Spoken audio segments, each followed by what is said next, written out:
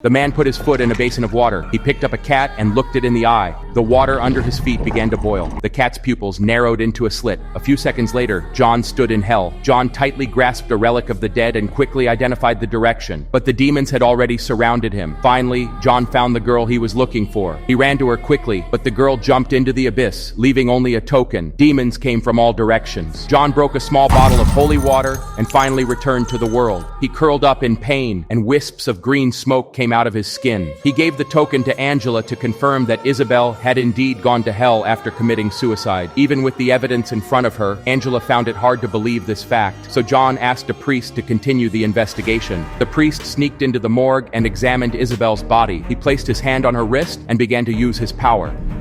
He watched in horror as a strange mark was branded on Isabel's wrist. The priest fell to the ground, shaking all over. He reached for the bottle of wine and tried to calm himself, but no matter how he twisted the bottle cap, the wine would not flow out. He stumbled into a convenience store and took a few bottles of wine, but each bottle was empty, and the bottles were possessed by demons.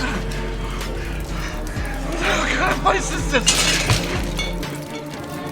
He fell to the ground exhausted. Using the last bit of his strength, he pierced his hand and left a hidden message for John. When John arrived, the priest was already dead. John looked closely and found a clue on the palm of the priest's hand. He wiped the blood with ice cubes, revealing a strange symbol underneath. John quickly called his friend Beeman for help. Beeman consulted ancient books and found the answer in the Bible of Hell. The symbol belonged to Mammon, the son of Satan. The scripture said that Mammon wanted to break free from his father's control and establish his own kingdom on earth. But the devil could not enter the human world alone.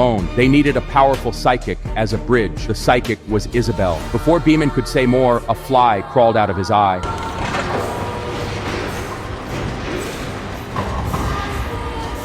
John immediately realized that something was wrong. He urged Angela to speed up, but when they arrived, it was too late. Beeman was dead.